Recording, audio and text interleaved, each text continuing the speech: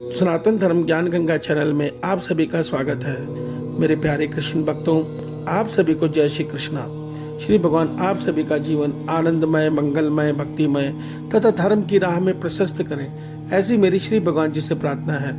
मेरे प्यारे कृष्ण भक्तों, सनातन धर्म ज्ञान गंगा चैनल में हमारे आज के वीडियो का विषय है आत्मा और जीवात्मा में क्या भेद है। जय श्री कृष्णा। मेरे प्यारे कृष्ण भक्तों, हमारे इस संसार में हमारे सनातन धर्म का ज्ञान सबसे महान और उन्नत ज्ञान है, मगर आज अफसोस की बात है कि हम सनातन धर्मी अपने ही इस ज्ञान से दूर हो गए हैं और हम आत्मा और जीवात्मा के भेद को नहीं जानते। आज जहाँ आत्मा की बातें होती हैं वहाँ मनुष्य डरने लग जाता है कि मृत्यु के बाद उसकी आत्मा भटक रही है, ये आत्मा अच्छी है, ये आत्मा बुरी है। मेरे प्यारे कृष्ण भक्तों, आत्मा अच्छी और बुरी हो ही नहीं सकती। आत्मा तो परमात्मा का सच्चित आनंद स्वरूप है, जिसको आनंदमय कहते हैं, और ये आनंद से भरी हुई है। जब मन हमारा आत्मा का अनुभव कर लेता है तो वो परमानंद में का अनुभव करता है। उस आत्मा से हम लोग डरते हैं। मेरे प्यारे कृष्ण भक्तों, डरने की चीज नहीं है आत्मा। क्यों? क्योंकि हम लोग आत्मा और जीवात्मा में भेद को नहीं जानते। तो आइए हम आत्मा और जीवात्मा के भेद को, फर्क को समझते हैं। जय श्री कृष्णा। मेरे प्यारे कृष्ण भक्तों, आत्मा, जीवात्मा और शरीर के भेद को समझिए। शरीर अगर मोबाइल फोन है तो उसकी सिम है जीवात्मा, और उस सिम को जो करंट दे रही है, यानी कि जो मोबाइल कंपनी का जो नेटवर्क है, वो है आत्मा। तो ये समझिए, हमारा जो शरीर है इसको आप मोबाइल समझिए।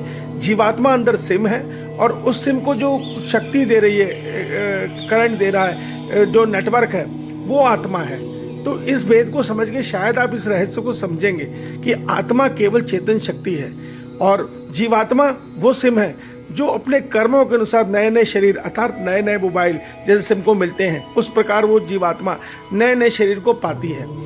मृत्यु के बाद ये सूक्ष्म शरीर को मनोमय कोश कहा जाता है। इसमें प्रकृति के 3 तत्व होते हैं, 5 तत्व नहीं होते। इसमें 2 तत्व खत्म हो जाते हैं, जल तत्व और पृथ्वी तत्व इसमें नष्ट हो जाता है। इसलिए ये सूक्ष्म शरीर मृत्यु के बाद दिखाई नहीं पड़ता, और इसे मनोमय कोश कहते हैं। इसमें हमारा मन, बुद्धि, अहंकार तत्व और साथ में प्रकृति के 3 गुण सत्य, रज, तम, ये सब आगे की यात्रा पे चले जाते हैं। अर्थात कर्मों के अनुसार नया शरीर पाकर फिर से अपने पिछले के शरीर में किए कर्मों को भोगते हैं। यही सूक्ष्म शरीर प्रेत योनि भी पाता है, और प्रेत योनि में भी ये नाना प्रकार के दुखों को झेलता है।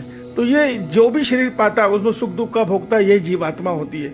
यही मन, बुद्धि सदैव सुख दुख को भोगते हैं, शरीर में भी, शरीर के बाहर भी। आत्मा न शरीर में न शरीर के बाहर किसी काल में कोई सुख दुख नहीं भोगती। आत्मा तो आनंद स्वरूप है, परमात्मा का आनंद स्वरूप है। वो अच्छी और बुरी नहीं होती, वो तो सच्चित आनंद स्वरूप होती है। अच्छा बुरा होता है ये सूक्ष्म शरीर। अगर ये मन हमारा तामस गुण के अधीन है तो ये बुरा होगा, ये सात्विक गुण के अधीन है तो ये अच्छा होगा। तो अच्छा बुरा होता है ये जीवात्मा। आत्मा सदैव आनंद स्वरूप है। आत्मा के लिए गलत समझना, गलत बोलना, आत्मा से डरना मूर्खता है। तो मेरे प्यारे कृष्ण भक्तों, इस रहस्य को हमारा सनातन धर्म बताता है, मगर आज हम सनातन धर्म में इस रहस्य को नहीं जानते।